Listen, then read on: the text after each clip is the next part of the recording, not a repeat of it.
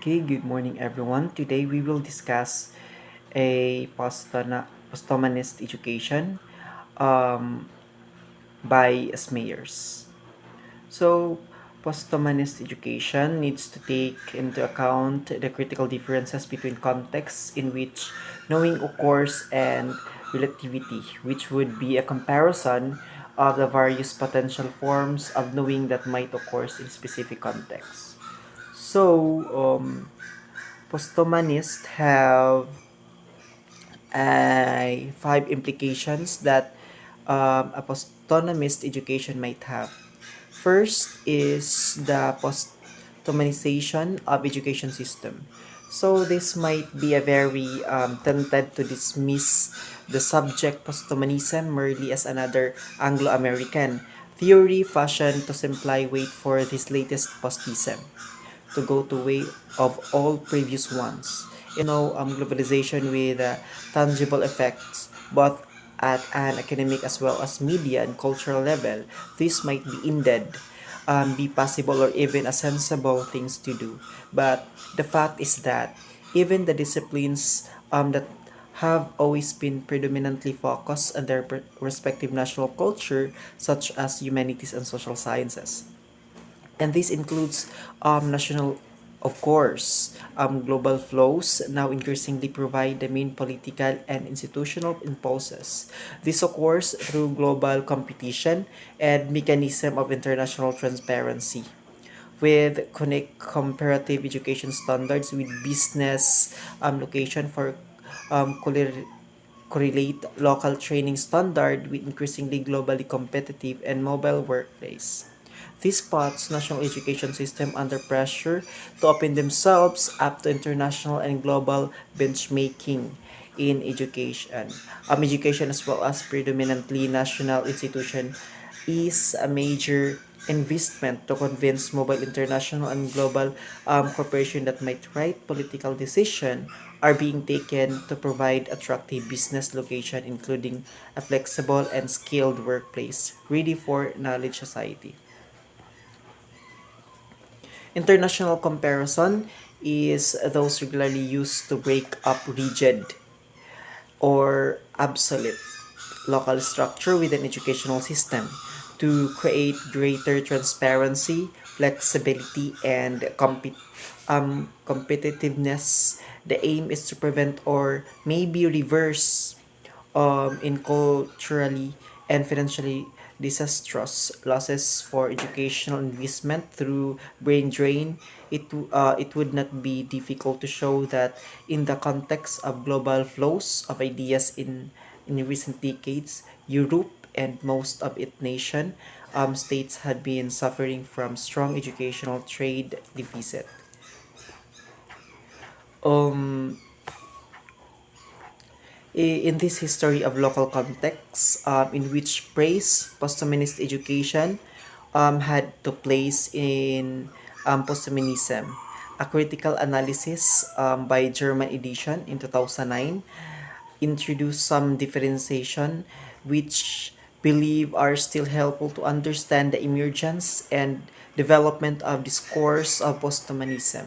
First, there is a distinction between posthuman and posthumanist, in which posthuman refers to a more or less fictitious figure, usually represent either a spacer, a specter, a desirable ideal, or simply human destination, while posthumanist instead referring to something like a current task, namely a questioning or an ongoing deconstruction of the entire intellectual tradition and the sets of values that humanism is um, based on. So let's proceed to the second implication of posthumanist education. Number two is posthumanism and pedagogy. So, the academic debate about posthumanism, in fact, has had an important educational component from the start, even though it might have remained somewhat in background until very recently. The first academic use in term of in 1977 by American literary and cultural theorist Hassan occurred in the text and genre of what he called the university masque. Hassan alludes to following consequences with regards to nascent posthumanism in the university. So there is nothing by Hazan 1997. He said they said that there is nothing supernatural in the process leading to us posthumanist culture. The process depends mainly on growing intrusion of the human mind into nature and history to the dematerialization of life and conceptualization of existence. He add, at present, posthumanist may appear various as a dubious nihilism, the latest slogan, or simply another image of man's recurrent self-hate. Yet posthumanism may also hint at a potential in our culture, hint at a tendency struggling to become more than trend. We need to understand that the human form, including human desire and its external representation, may be changing radically, and those must be revisioned. We need to understand that 500,000 years of humanist may be coming to end, and humanist transform itself into something that we must helplessly call posthumanism. The essential link between education and the humanist lies in education's historical aims of preparing children for majority, and it is by no means surprise that there are many current attempts to defend humanist objectives within educational, especially in the face of humanism demise. However, what seems to be irreversibly broken is previous social and cultural consensus about humanist ideal and values, even though it now looks highly questionable that these were as universalist. Humanism ambition to be universal in reach based on the essentialist claim towards a common human nature was in fact always underwritten by a very specific norm. It is precisely this universalist excuse me, normativity that has become untenable, or simply has lost its implied addressy or appeal. In the age of global migration, multiculturalism and radical pluralism of values from sociocultural point of view, humanism emerges precisely out of this discussion about pluralism, but adds another important component to do it. This component is based on one hand on technological development, and on the other hand on factors of environmental change.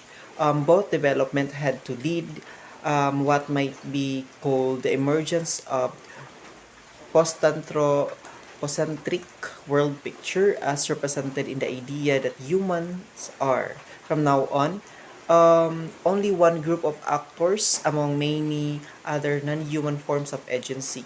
Although this has, of course, always been the case, the spreading awareness of humans and their environment is relatively new, and if taken seriously, this has far-reaching consequences for many current future human self-understanding, and those, of course, for the future education of future generation.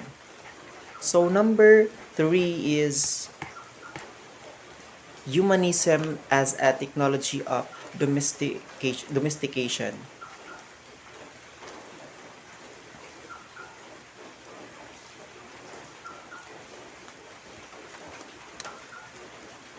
mm, in this period seems today have uh, irredeemably vanished. It is not because people have through decadence become unwilling to follow their national literary curriculum to epoch of nationalistic humanist has come to an end because the art of writing love-inspiring letters and nation of friends, however professionally it is practiced, is no longer insufficient to form a telecommunicative bond between members of a modern mass society.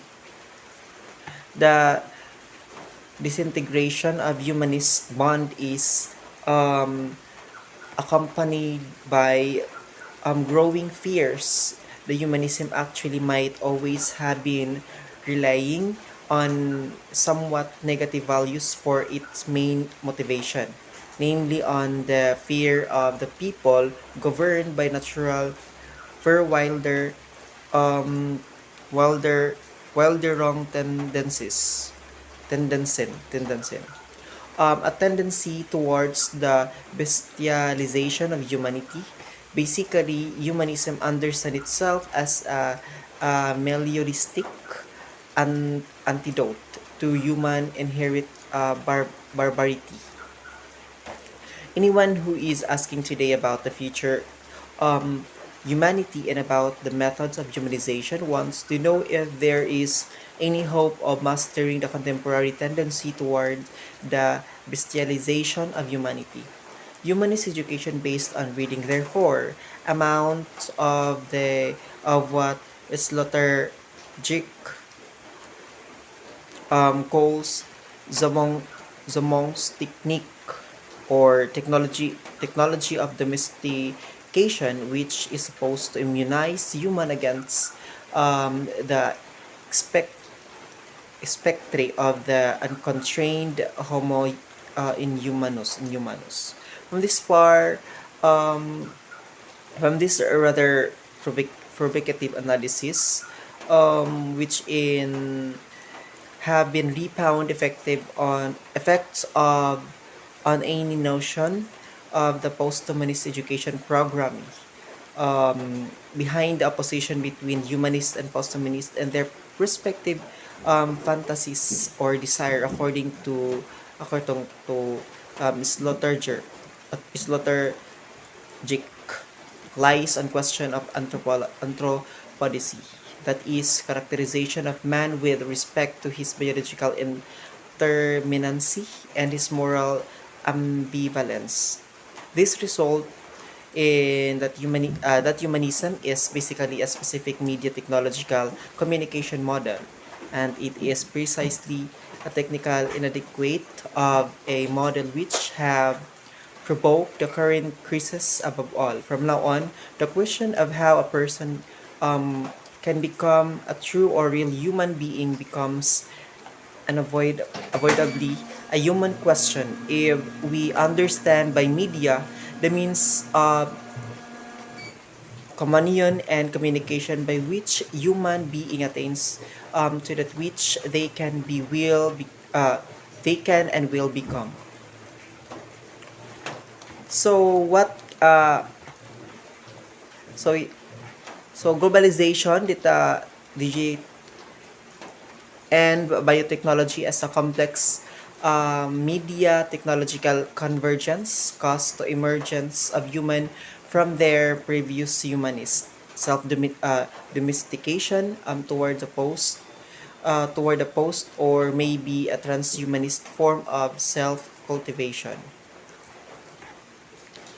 Posthumanist educationalists would necessarily to start by questioning not only existing humanist taming technologies are something that might have to be adapted from our time, but would query the very idea of necessity and motivation for taming as such. However, if analysis is correct, so let's proceed to number four, which is critical post-humanist education. We can assume that the crisis humanist education find itself, it has been caused by changing both to the humanist system as well as to the humanist subject that support this system, and it is in turn supported by, in terms of the system. This crisis is prompted by neoliberal globalization and resulting global competition in educational standards in terms of the subject. New media technologies has led to a change in a fundamental self-understanding of human, as well as new forms of subject positioning, the interrelation of how would a critical posthumanist pedagogy support as well as provide possibilities to critic for these emerging new subjectivities, and those enable them to critically and creatively address their new systemic environments. This requires an ethical, ecological, and a political, technological, and epistemological cognitive conceptualization, together with their appropriate learning context to recapitulate this move is based on understanding of the post and post-humanist, not as a replacement, an overcoming or detachment from the humanist tradition, but a critical reappropriate per elaboration and rewriting. In the biotechnological age and the time of biopolitics, a posthumanist and potential anthropocentric ethics must by definition be organic, in a sense of concern with the life and its affirmation and survival.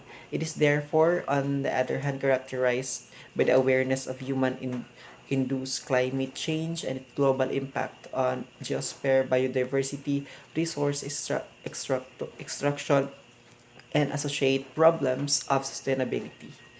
A question of survival not only for the human species but for the entire life, supporting environment with its non-human actors. That ecology is becoming the new core educational subject instead of being just a new subject.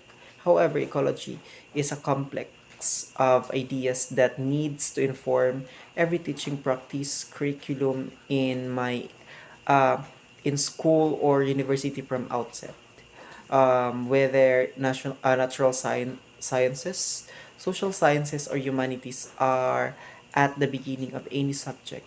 A specific training there has to be an engagement with post-anthropocentric questioning designed to develop environmental consciousness for the post anthropocentric standpoint, and addresses the critically evaluate the idea of human exceptionalism, and incorporates a focus of environmental entanglement and the the importance of non-human forms of energy of agency. One step in this direction would be creating a responsiveness in the work that has merged out of animal studies to address the reverse and literal disappearance of animal from human and mainly urban environments throughout modernity.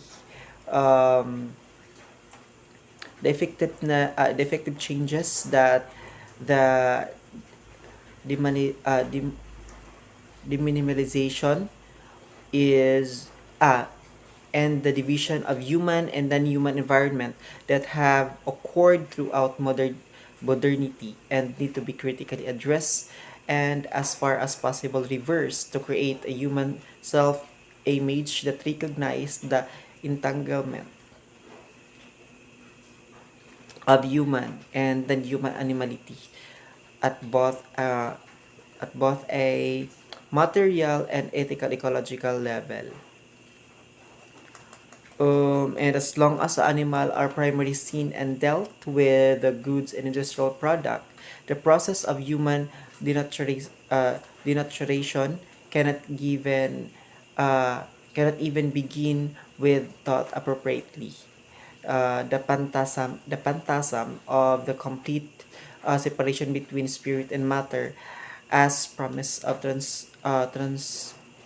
transhumanist,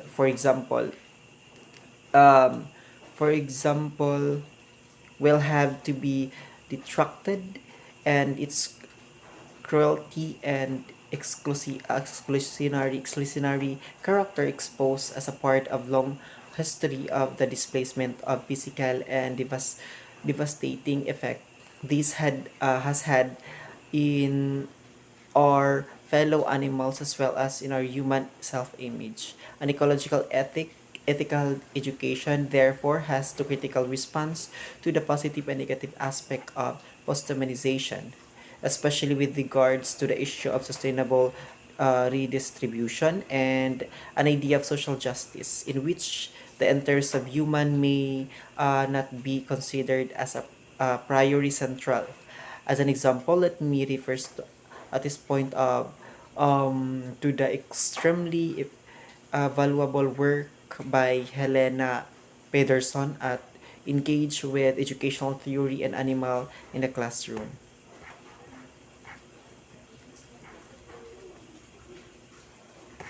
So, so the potential benefits of post-humanist education lies entirely elsewhere. If one takes the potential for change contained in a new media and digitalization seriously, there are indeed risks but also great benefits.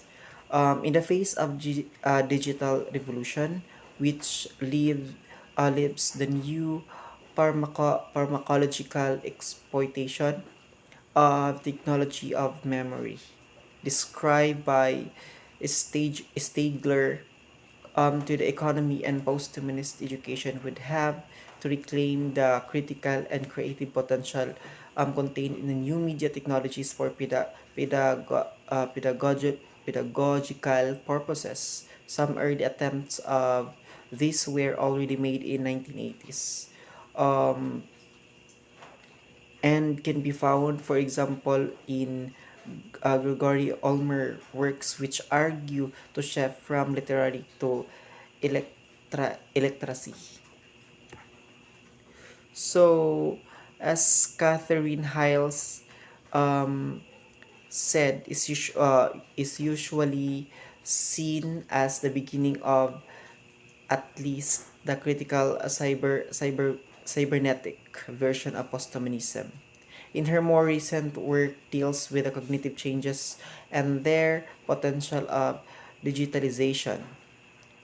First is show how this has already affected by the current educational programming, especially in the humanities. Her stating point corresponds to the post-humanist self-understanding and positioning laid out above. The ability to access and retrieve information on global scale has a significant impact on how one thinks about one's place in the world. In the intensified interaction between human and computer and the new subjectivities and forms of embodied that raised from it, according to Hiles. Last, which consequently, she argued for establishing comparative media studies as a new and central subject for school and universities, and which help investigate and mention co-evolution of humans, technology, and media. The last one, this form of reading behavior is formalized and pedagogically supported and correlates with hyperattention, a cognitive mode that has a slow there's hold for boredom alternates quickly between different information streams and prefer a high level of stimulation. This is virtually the opposite of what is going on and close reading, while hypertension is often interpreted as a deficit. It would preferable for educational purposes to focus the hyperreading as a cognitive survival technique in age of information overload, because attention as a focus of inquiry opens into complex and urgent set of issues, including the relation of human to machine cognitive and the cycle of epigenetic changes catalyzed by our increasing exposure and engagement with digital media. The last one is conclusion. This either fears or anxious awaited neuronal rewriting of human through digital media technology is necessary related to change within our human self-understanding. A critical posthumanism should, of course, not start from a purely neurocentric or cognitive assumption that this change might be fully explained by the correlation of theological adoption of media technological change, but instead should also emphasize the culture contextual and aesthetic critical aspect of current transformation. The task is to learn to critically and fairly assess the potential to change in order to draw the right conclusion for education policy from them as highest purposes. But what if it is exactly this national a rational attitude of compromise that is stopping us from seeing the understanding of true transformational potential of digital, and what if it was exactly this critical creative potential that was needed to solve the massive complex and entangled um, problems that our future and the future survival of the planet holds.